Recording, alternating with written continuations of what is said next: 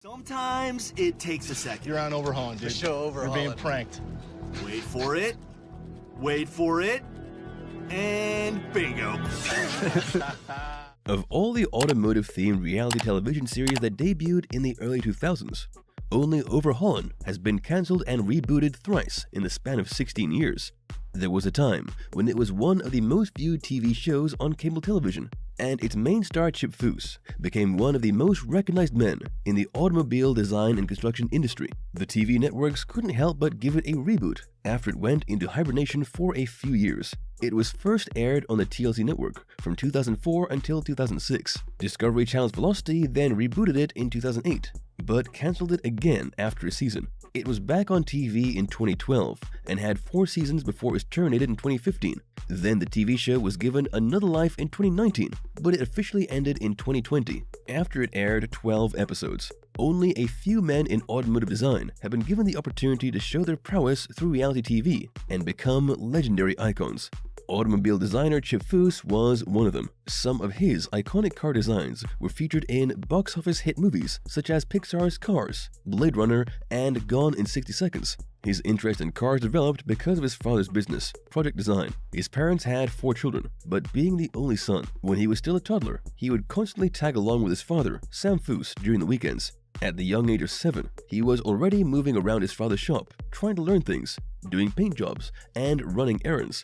He met several important people in the automobile industry and was encouraged by some of them, including Alex Tremulli, a former Ford and Tucker designer, to pursue a career in design. Chip graduated from Art Center College for Design in Pasadena, California, but not without encountering several hardships, including dropping out because it was too expensive for him to continue. He worked with his father and also accepted freelance jobs from Sternberger Clanet Design, which was rebranded as AHSA Corp. Later on, he realized the value of completing his education, so he went back to school, persuaded partly by his girlfriend motivating him, as she wouldn't marry him until he earned his degree.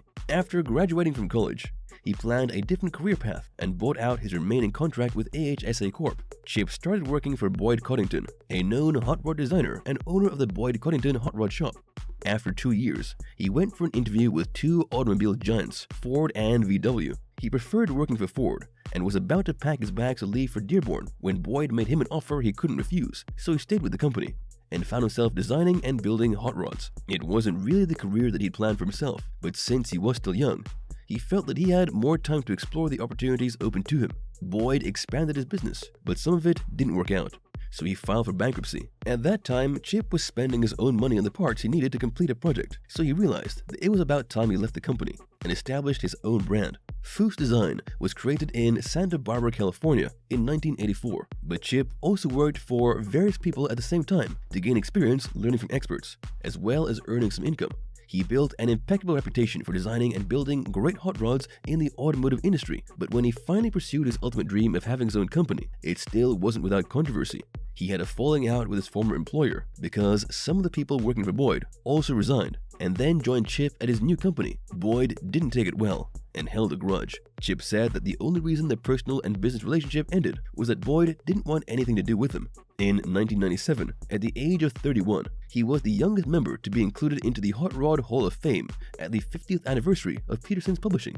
It was held at the annual Specialty Equipment Market Association, or SEMA, in Las Vegas, Nevada. In 1999, Chip relocated to Huntington Beach to widen his prospects. His company offered several automobile services, such as creating graphics, illustrations, model making, and servicing, along with automobile construction and other related products.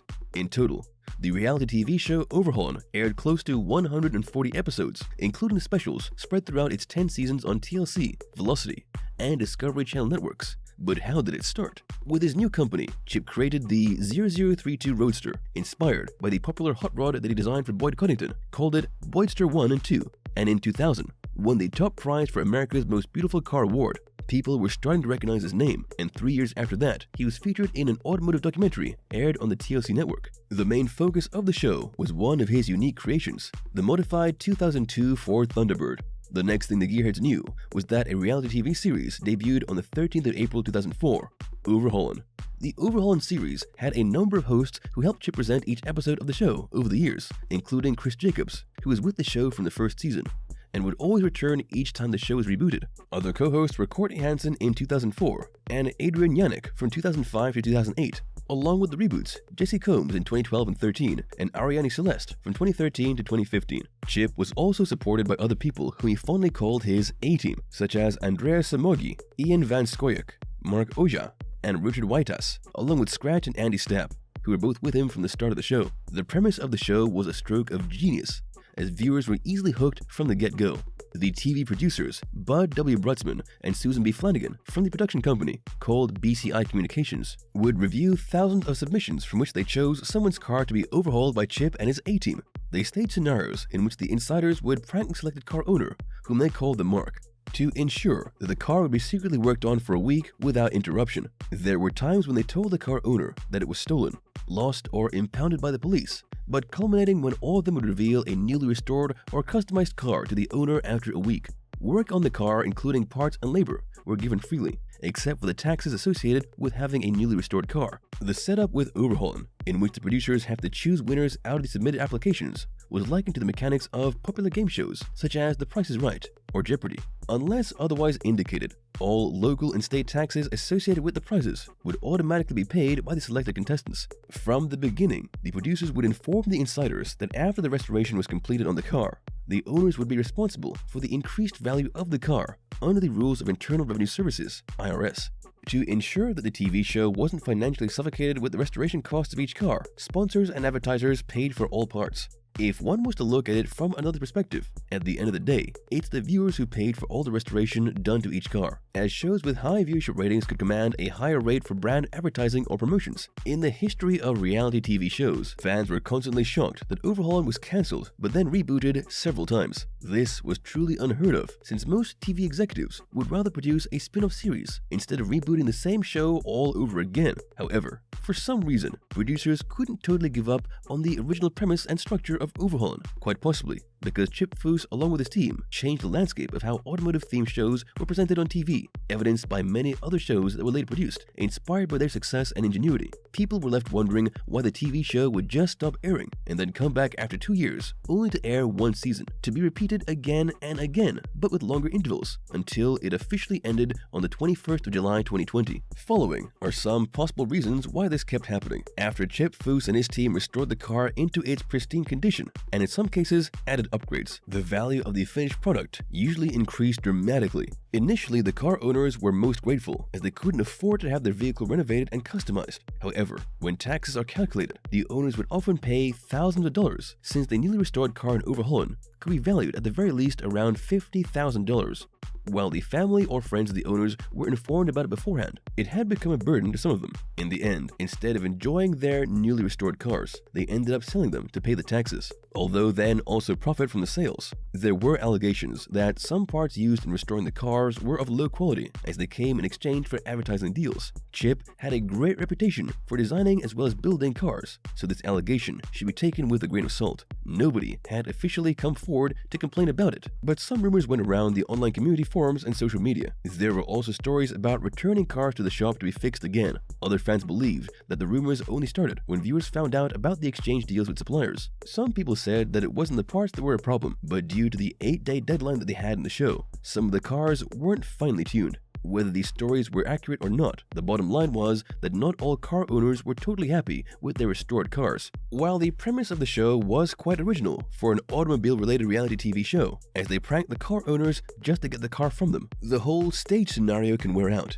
It was initially great, but to use the same tricks over and over again, it came to a point that it wasn't as entertaining as it had been. It didn't help that some of the scripted drama was quite cringe-worthy. It was common knowledge that Chip worked for Boyd Coddington for some time, which resulted in Chip designing some of the great cars in Boyd's company. They had a great working relationship and mutual respect for each other back then. So when Chip left Boyd's company as it was having financial difficulties, Boyd took it in his stride, as Chip needed to look out for himself. However, it became an issue when some of Boyd's employees also left the company. It wouldn't have been a huge deal, as it was understandable, but when they joined Chip's company, Boyd didn't like it at all. The old man felt that they'd conspired together and left him when he needed them the most. Boyd avoided any communication with Chip. However, when Boyd suffered from complications of diabetes, they were fortunately able to resolve the differences before the old man died in 2008. In 2007, Foose Design released an announcement that, effective immediately, they had terminated all licensing and all business activities with Texas-based Unique Performance Concepts, and related companies. Apparently, when Chip inked a deal with them, Unique had already accepted deposit money for the cars from the clients, expecting to receive Chip's exclusive design, such as the Foose Mustang Stallion. When the clients failed to receive them, they filed lawsuits, not only against Unique Performance, but also against Foose Design. The money he earned from appearing in Overhaulin was spent mostly on legal fees from the lawsuits. His company tried to work something out with Unique Performance for 8 months, but it proved to be a shady company.